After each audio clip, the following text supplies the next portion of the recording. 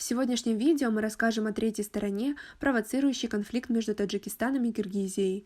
Досмотрите это видео до конца, и вы узнаете, чем это выгодно и на самом ли деле так.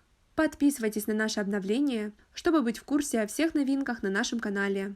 Наш проект не преследует сугубо коммерческих целей, однако всеми нами движет общая идея – честные и объективные новости без выгоды третьих лиц.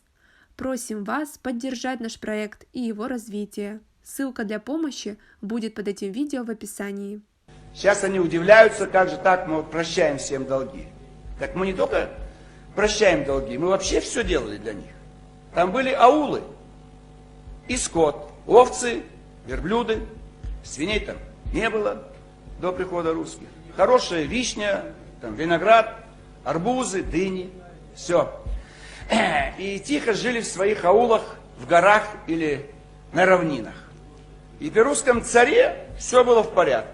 Они боготворили русских. Пришли инженеры русские, какие-то машины, города стали строить.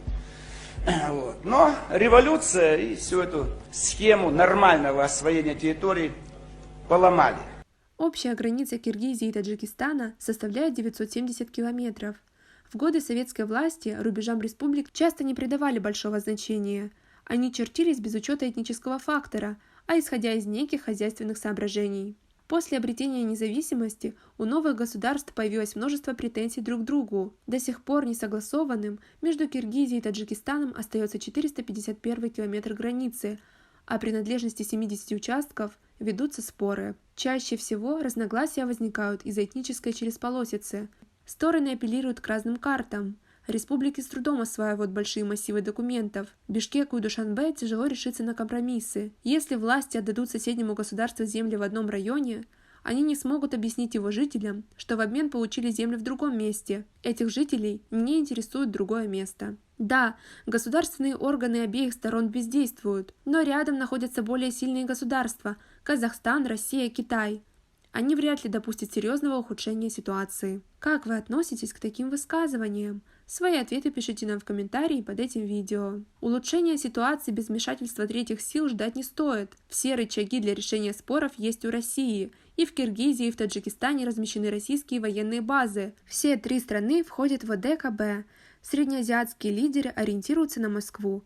Но пока никакой реакции из Москвы не следует. Некоторые политологи считают, что России выгоден этот конфликт, так как можно использовать слабость стран от стычек и манипулировать в нужном для России русле. Но на самом ли деле это так? Ведь Россия и так на хорошем счету в управлении этих стран. Но есть мнение, что наличие российских военных баз на этих территориях дают им власть и продлевают их срок нахождения, что правда выгодно. Но что правда, а что догадка, покажет лишь время. Надо для наших граждан здесь, для граждан Варуха, граждан Аксая создать максимальные условия для их совместного проживания, чтобы не было конфликтов, не было других каких-то инцидентов. На этом у нас все. Оцените наше видео подпиской и лайком.